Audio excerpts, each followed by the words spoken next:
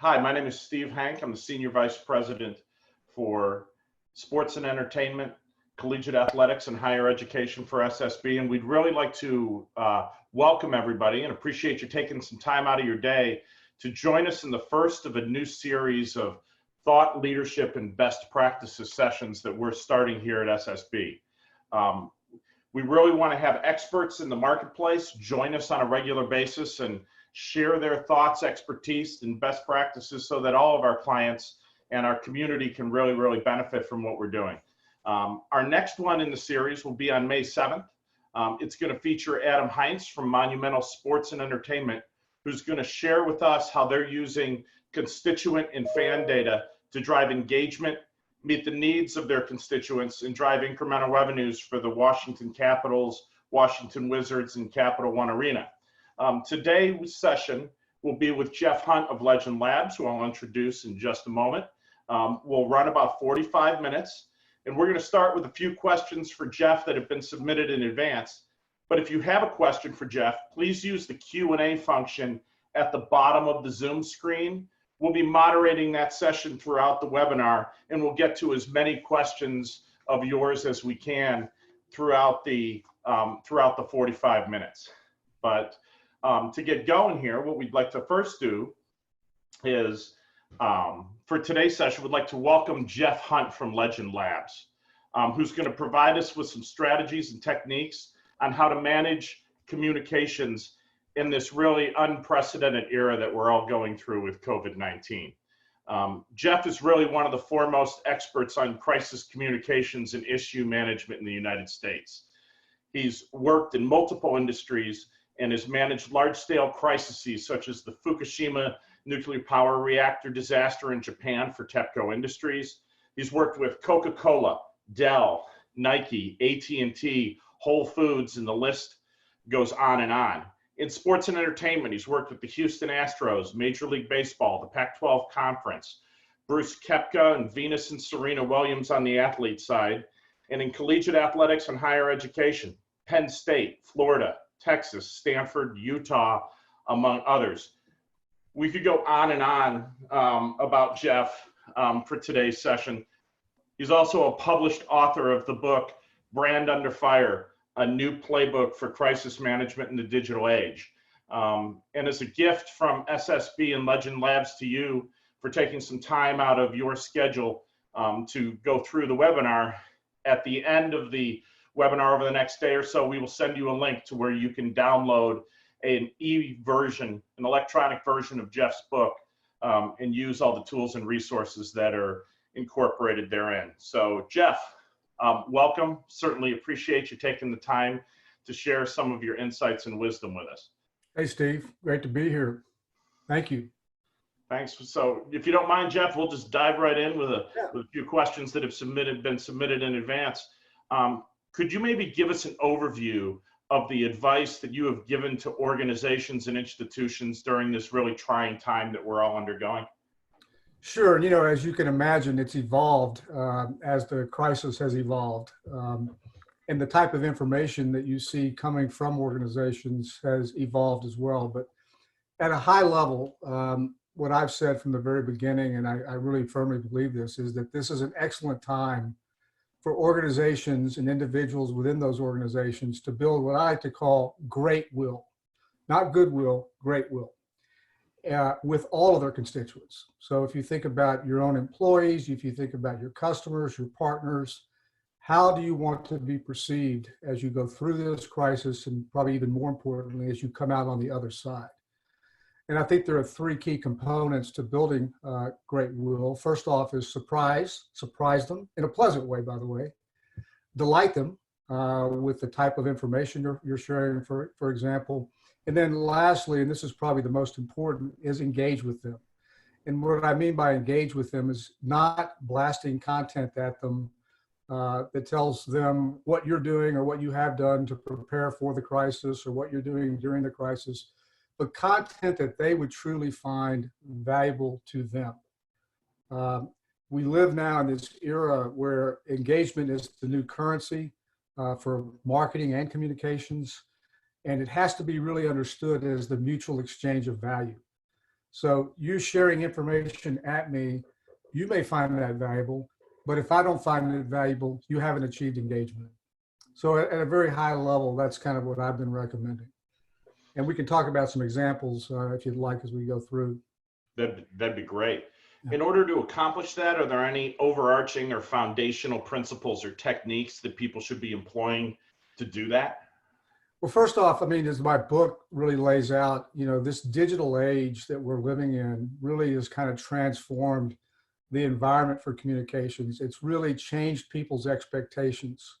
So their tolerance level for that old hierarchy of top down, talking at me kind of communications has really gone to zero. They really have an expectation that they'll have a conversation with you and a dialogue as opposed to just a scripted, top down, version. And against that backdrop, I think there are really 5 key principles that you need to think about. First off is authenticity. So people generally mistrust institutions, they trust people. And so you really need to have authentic people that are on the front edge of your communications. So they want to hear from people and preferably the experts, okay, not the institutions. The second is transparency. In this day and age where everything's discoverable because we live in this hyper-networked world, you have to assume that everything is discoverable in time. And if that's the case, then you have to ask yourself, do you want the narrative, your narrative, whatever your narrative might be, to be discovered for you or disclosed for you, or do you want to share it in a very transparent way? The third is speed. So, these conversations are evolving every day, particularly on this topic and particularly with the group of distinguished leaders that are on this call, because I think these leaders are literally on the front lines of what's on everybody's mind. Will we return to school in the fall? Will we play football in the fall? And of course, nobody on this call, unless there's a czar on here that I'm not aware of, has the answers to those questions, but they can engage, in a dialogue and make people feel like they're giving them an inside seat in the deliberation. So speed is really important in that, to be able to kind of move quickly as you're hearing the conversation. And then agility, the ability to kind of react based on changing circumstances that the crisis itself is bringing, but also changes that are occurring within your constituent group. And then the last one is creativity. So to give you an example, one of the things that we learned early on in this crisis, a lot of organizations were putting out these very dense documents, emails, communicating to employees or to customers. And not surprisingly, nobody was reading them. But suddenly a breakthrough came with video. For example, a lot of people have shared and pointed to the Marriott CEO and the video that he put out early on where he, he's going through a bout of cancer and he shares kind of personally. So he's got that authentic feel, but he just really opens up and tells people what they're doing, what they're going through in a very warm, emotive kind of way.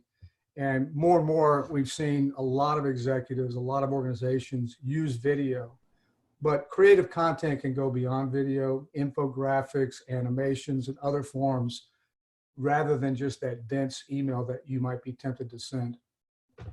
Great. Thank you. How can people make sure they're projecting the right message that they want their clients to see? What should people be considering as a means to establish also a baseline that they can measure against?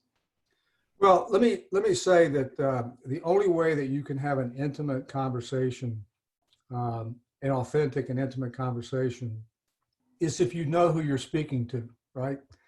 And I know that this webinar that you're hosting is purely done as a value add to your clients and customers, but nonetheless, and so I'm not giving you a plug, but nonetheless, you can't have a better friend than data, because data is really what sort of gives you that understanding and the ability to really segment your key constituents. And that could be internally, that could be externally. So, you have different types of employees, for example, that whether it's by age, by tenure, and, they are going through this crisis in different ways.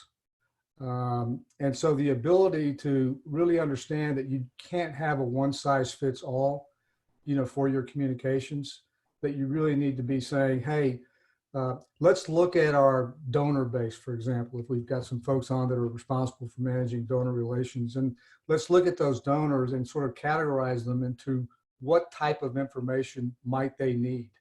And then our ability to kind of give them that information so that they feel like, again, everybody wants to be inside the ropes, like they've got a front row seat in the deliberations and the discussions. And your ability to deliver that, is really what, keys effective engagement. One other point that I'd make, with regard to that whole notion of surprising and delighting, I like to look at it this way. If you draw a bullseye in the center, and there's a type of contest. Let me use an industry not in the education space or athletic space. Let's just say I have a financial advisor. So of course, my financial advisor can give me advice on my portfolio. They can give me thoughts on where the market's going, what they think's happening, risk tolerance, and all the rest. And that's right there in the bullseye. And they're perfectly capable. But if you can imagine concentric circles moving away from that bullseye, right?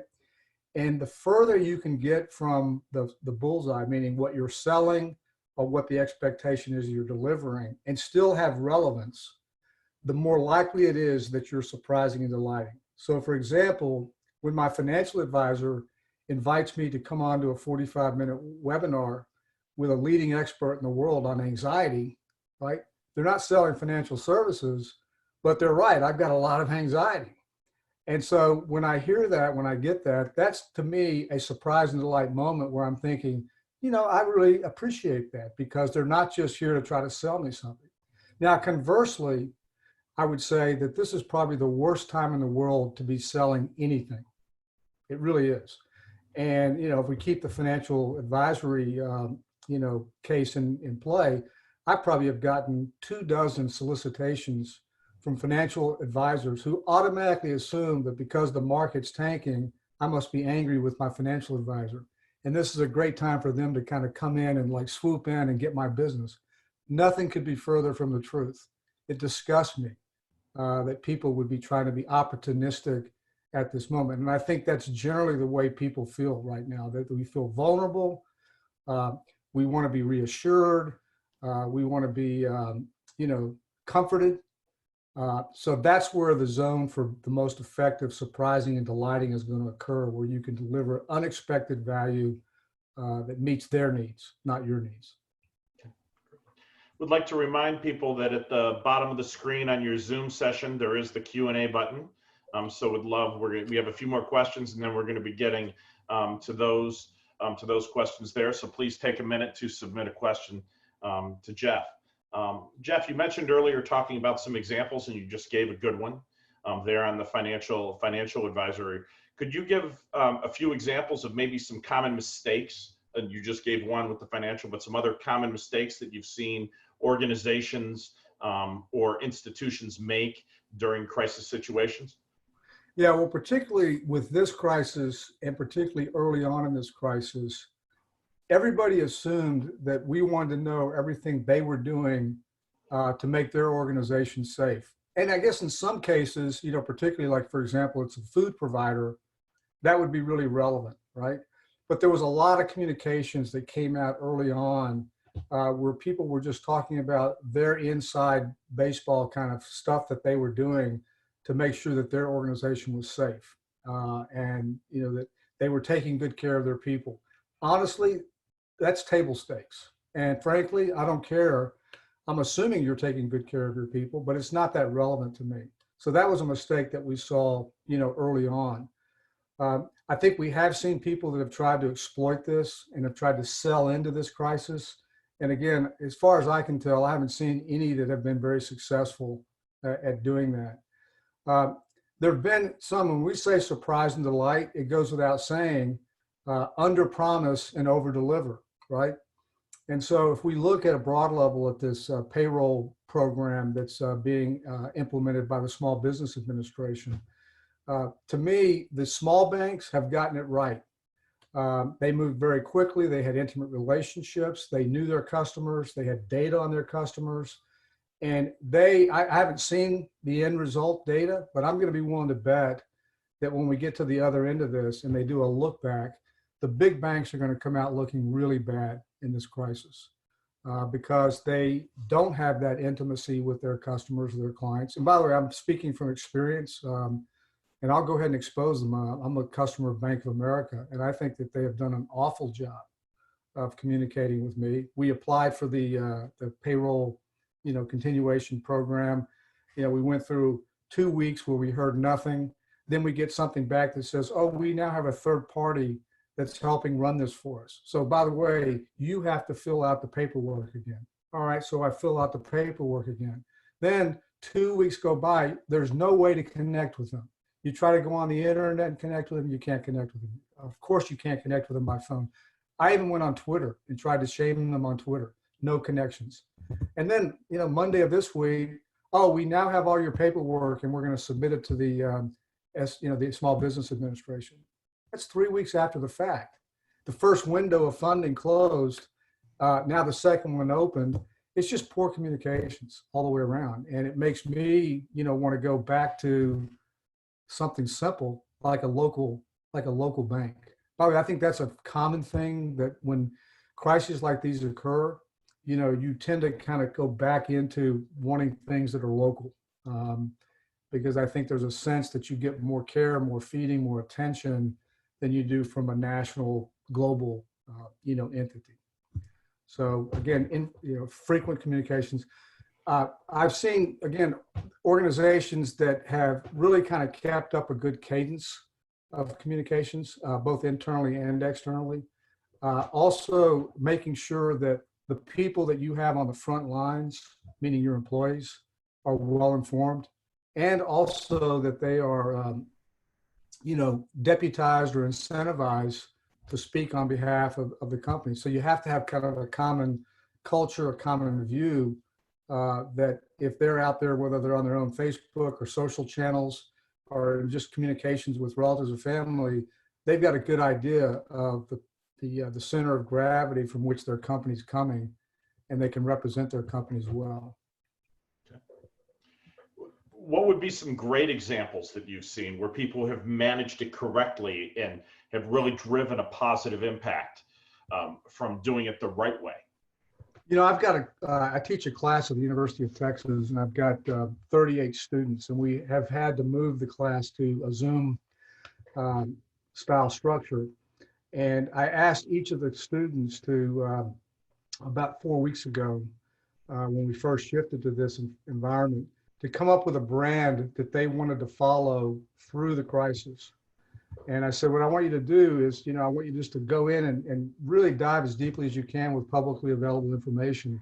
And each week we start the class off by talking about some observations that they've made. And it's really been quite amazing.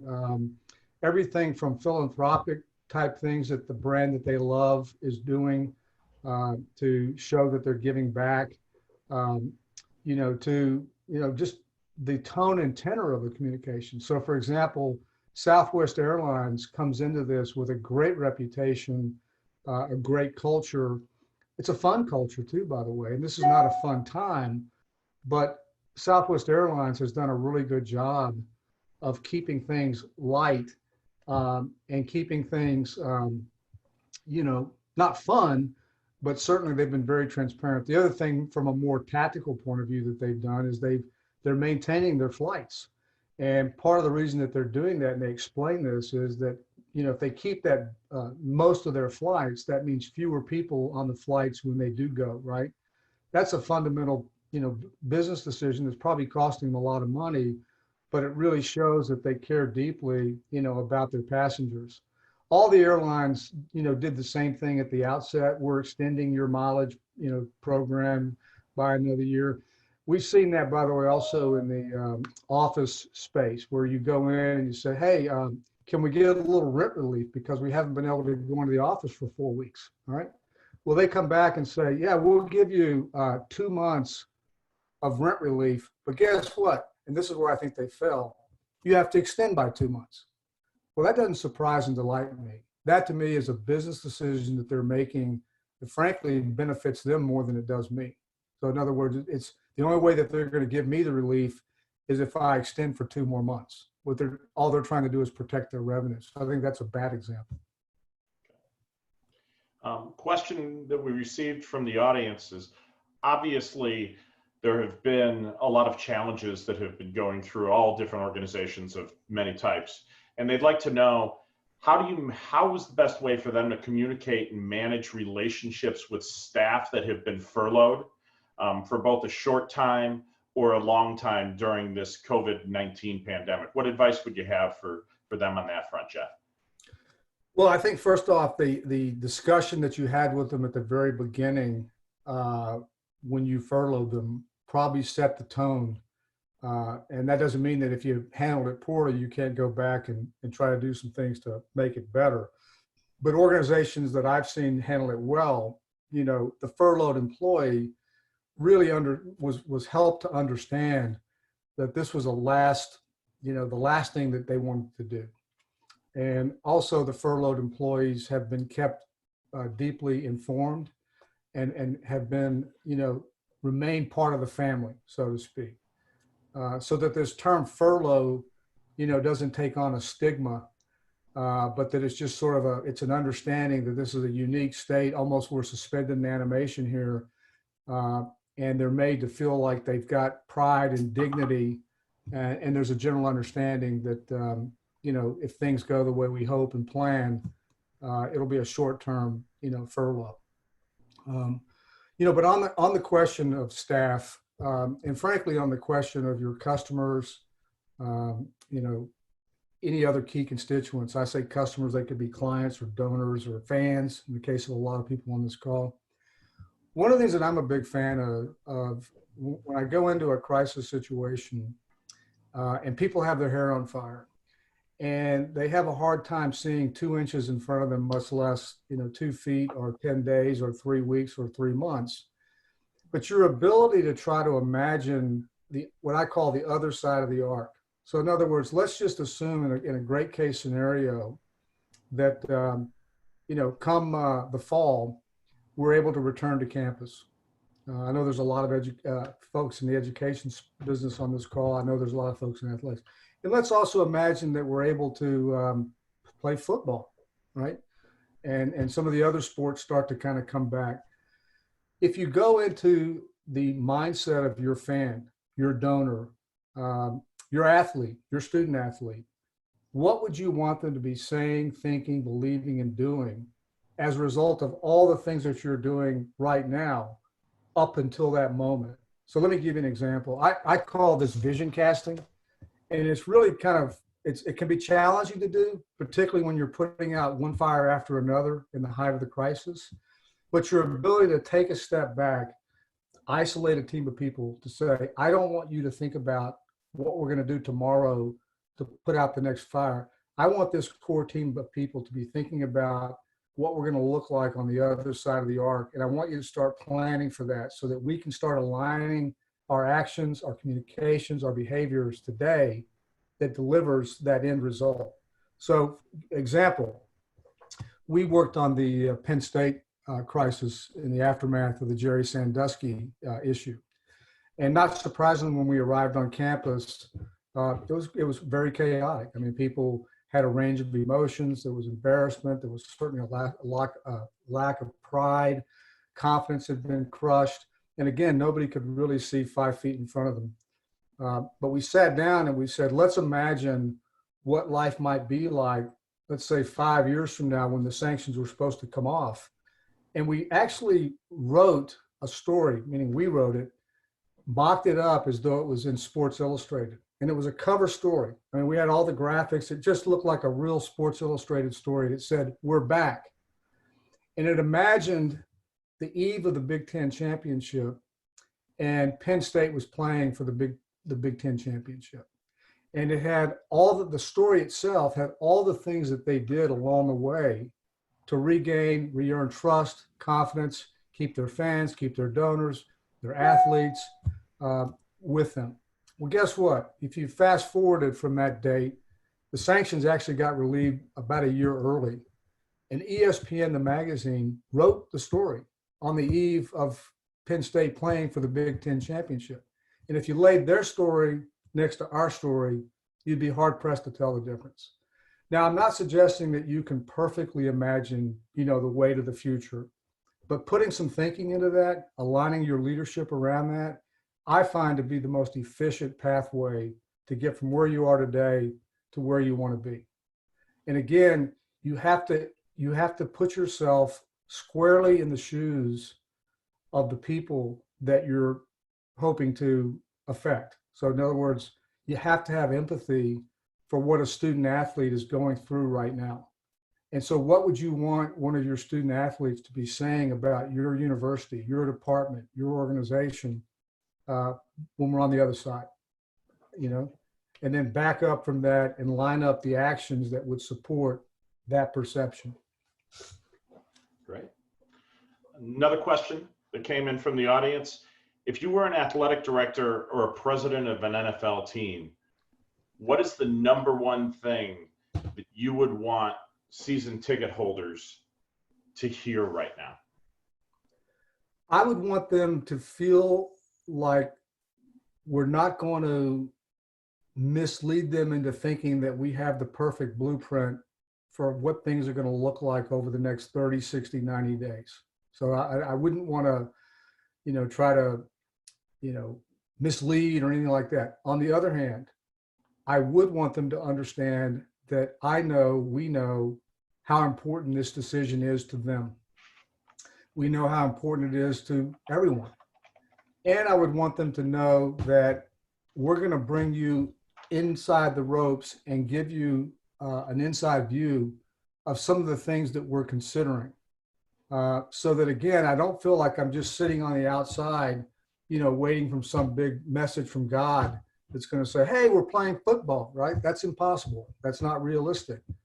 But what is realistic and possible is to have conversations around the types of things that we're considering, how we're making the decision, the experts that we're consulting with. That's all information that would make them feel like they're informed, make them feel like they're part of the family, they're inside the tent, they're part of the conversations.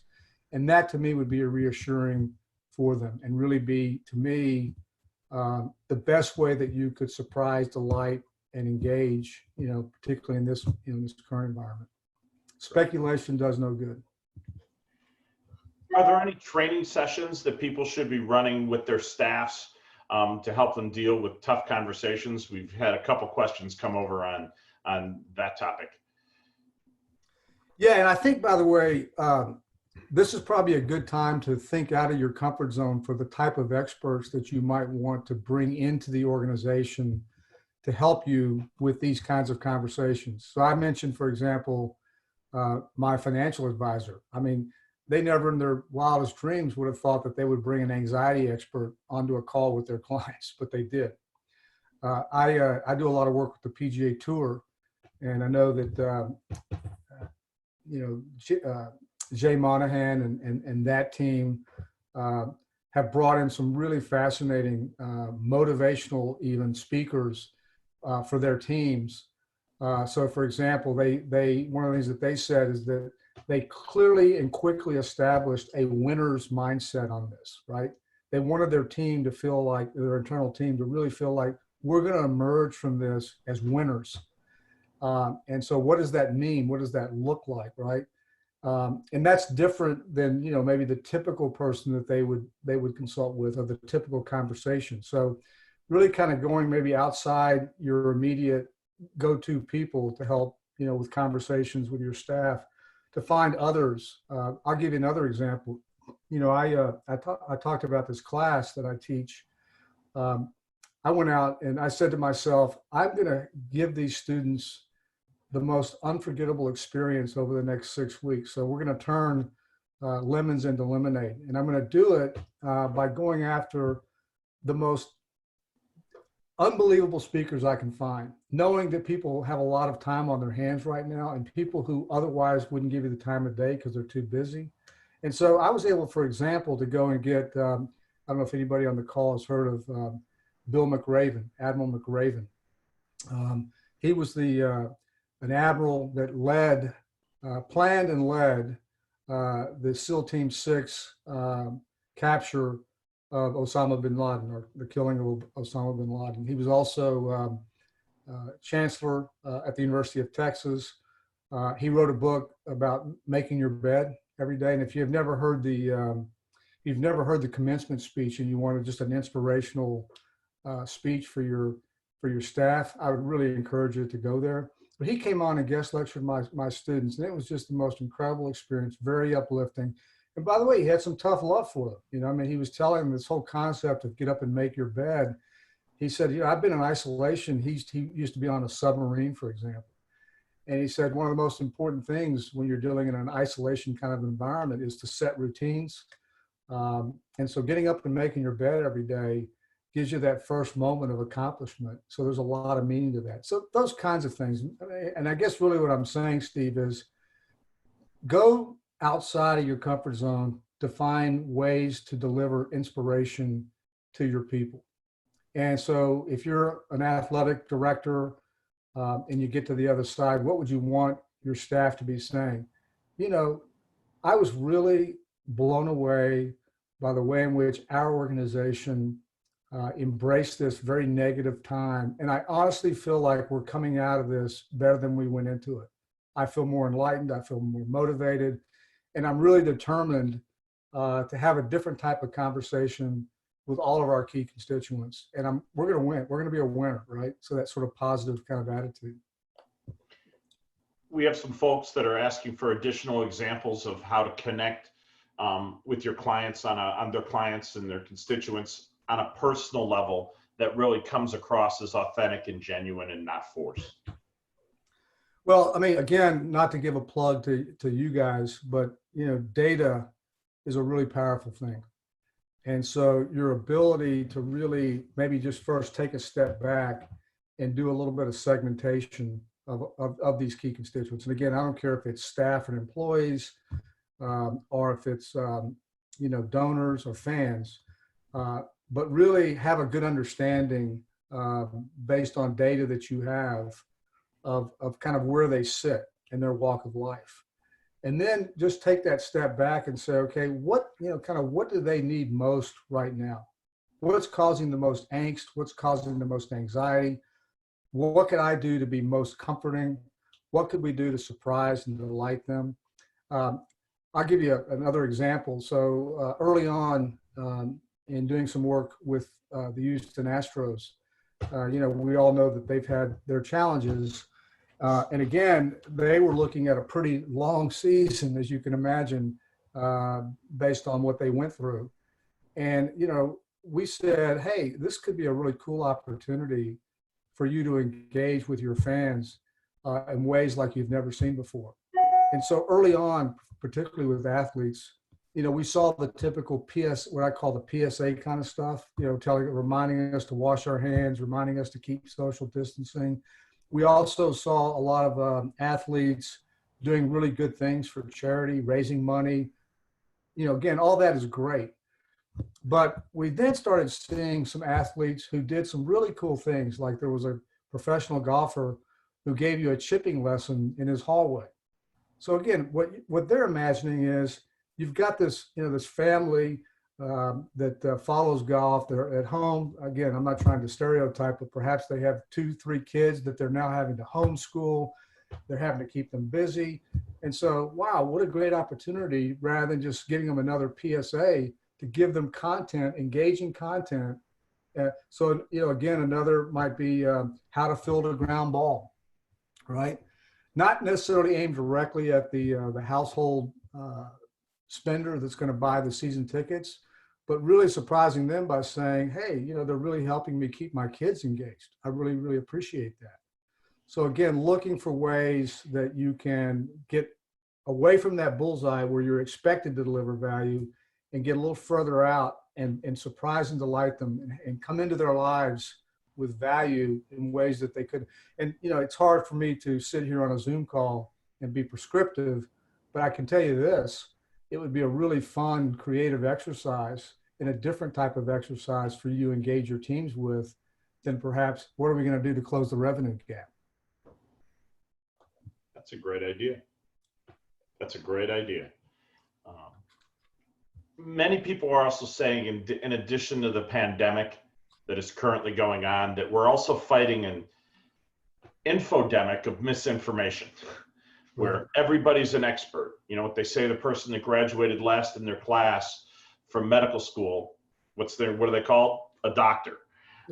So with our society so focused on the expectation that information comes now, when there's still many facts that need to be collected before critical decisions can be made, what suggestions do you have as to how people should handle this? Well, yeah, I'm going to make the assumption, by the way, that we have a lot of people on this call that are in academic institutions, for example. We have a lot of people that are in athletics, specifically within, and I know we also have professional, but let's just take the academic institutions just for a moment. We've been doing a lot of work with Johns Hopkins University, and they are the experts on this pandemic when it comes to aggregating all the data on a global basis. So there's a case where they have the legitimate expertise that they can position themselves as a trusted source. And that heat map that they do every day, probably that's gotten more attention than anything in the last 30 years in terms of the amount of exposure that it's gotten. Not every organization can rise to that level of providing that much valuable and trusted information. So I'm not suggesting that to be the case. But again, if you're in an academic institution, you have a lot of trusted experts, okay? In fact, educational organizations are really starting to really hit a high point in terms of trust among the population. So right now, people, you're right, are wondering, where do I go to, for trusted information? And believe me, academic institutions have a hell of a lot more trust than politicians. And so if you think about, kind of what I would call a whole of academy approach to providing information. So as an example, let's say that you're an academic institution and you have a really good program in education for training teachers, right? Well, going back to the example I mentioned earlier, you've got a lot of parents that are at home right now, homeschooling and trying to keep their kids engaged, right?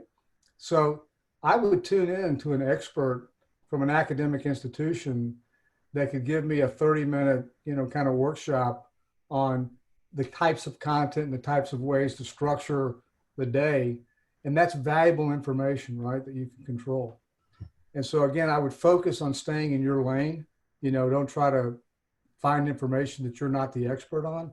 But if you look around your organization, you probably have a lot of experts that you could better utilize to, again, build that value, surprise, delight with your key customers, your clients, and the like.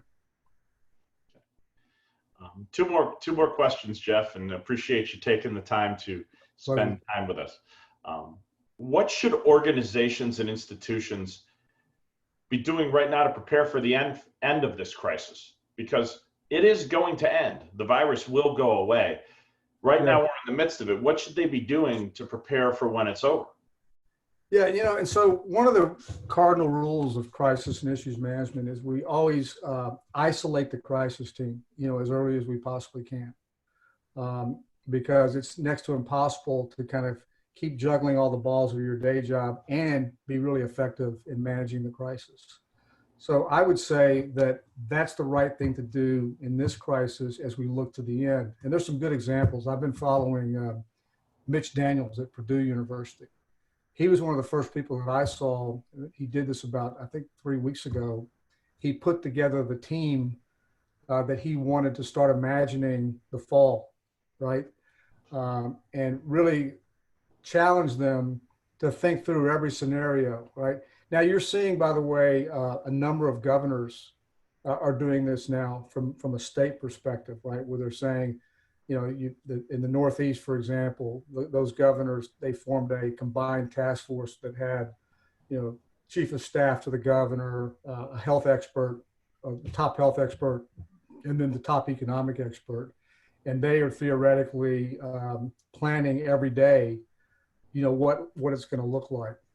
But I think that that's what I would be doing right now if I were in an academic organization, an athletic organization, is I would have it. And by the way, I know for a fact that the PGA Tour has done this as well.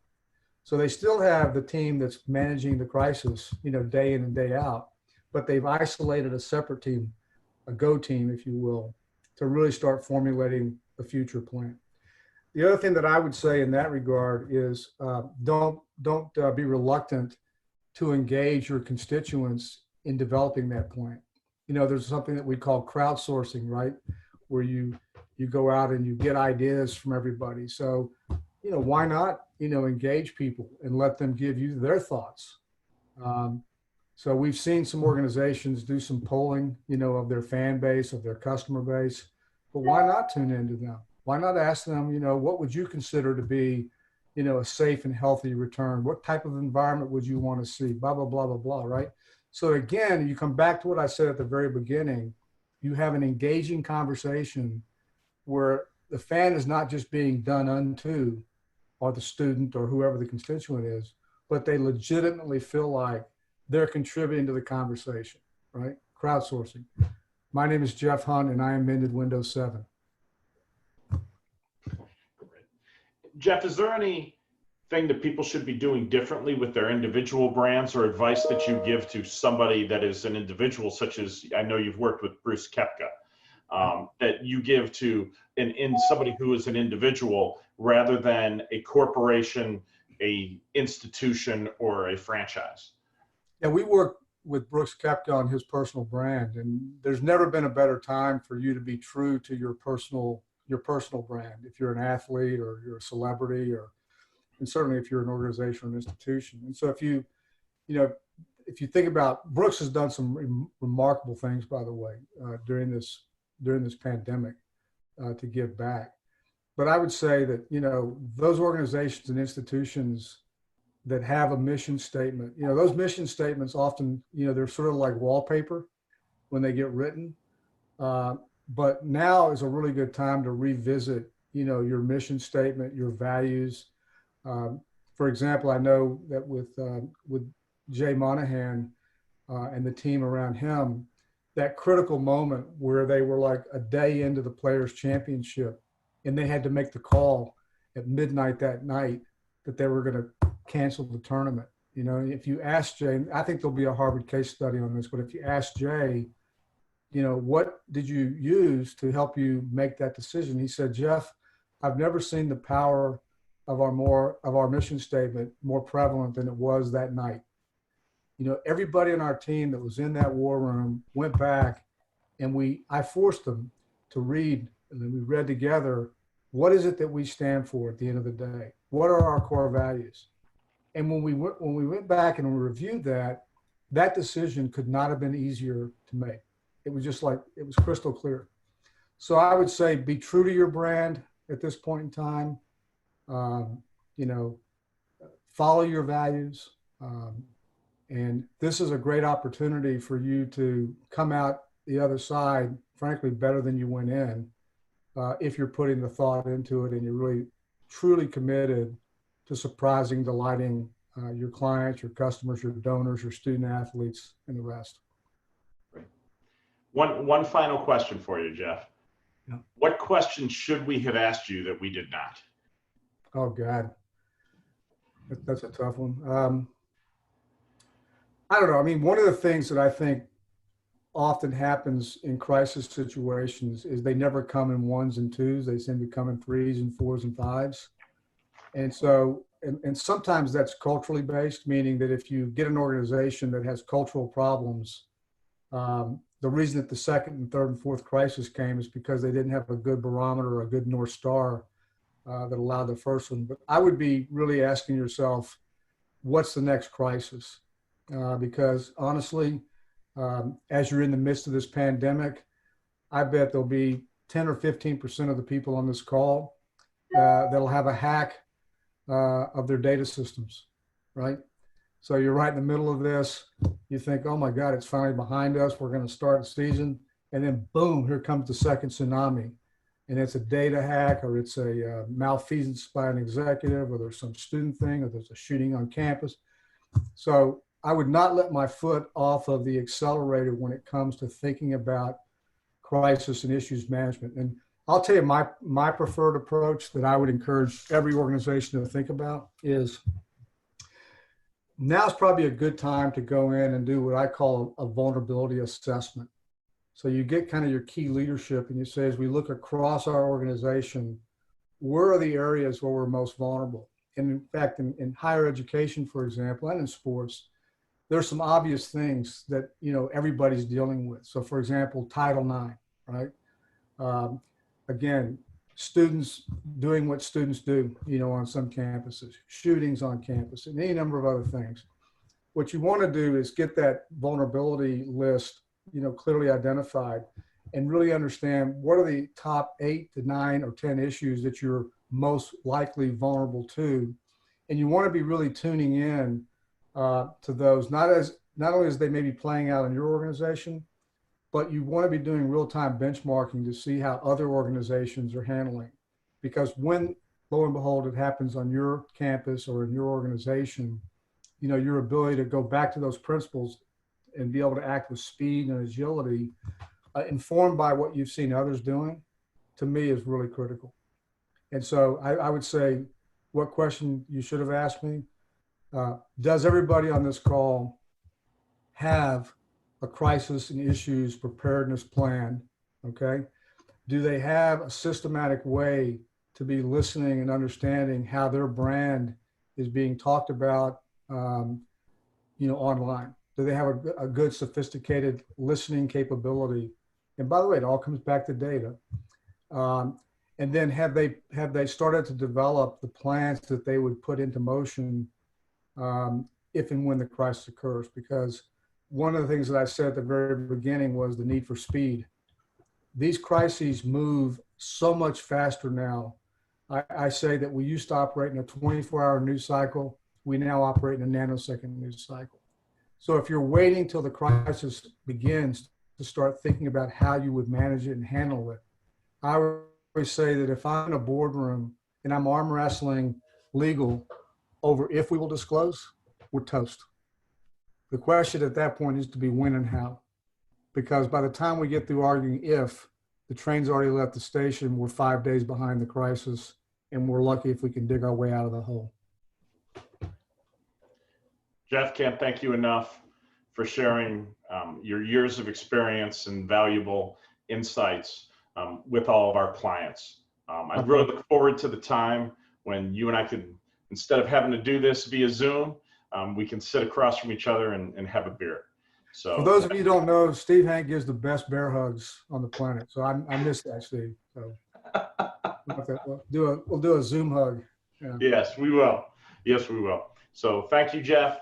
Thank you again for everybody, and thank you everybody for joining us and in learning from what Jeff had to offer. Our next session again will be on May 7th at 1 o'clock Central Time with Adam Heinz. And please make sure that you do fill out the form that we're going to be sending to get a ebook copy of Jeff's book, Brand Under Fire, the new playbook for crisis management in the digital age. Steve, would you mind if I ask one quick question? And I don't know, hopefully I'm not speaking out of turn here, but I had a chance to look at some of the people that are on this call. And by the way, let me add my thanks, because really just a great group of leaders, good cross section of some important parts of our economy. And I think it'd be really fascinating if they would be willing for us to poll them with 7 or 8, 10 questions about what they're seeing the future to be. And then maybe, we take the poll and kind of aggregate the results. But I would personally be interested in their opinions. And I wish this was a two-way dialogue we were having, but if we could poll them, I'd be really fascinated to hear their points of view. We can absolutely do that. So we will do that as part of the feedback exercise, collect it, and then share it back with the group, because as Jeff indicated, we do have a great cross-section of people across all of different industries and the economy right now. So please look for that information to come across. We will collect it, aggregate it, and provide some insights back to everybody with the information about the next webinar. So thank you. Stay safe out there, everybody, and take care of each other. Take care, and thank you.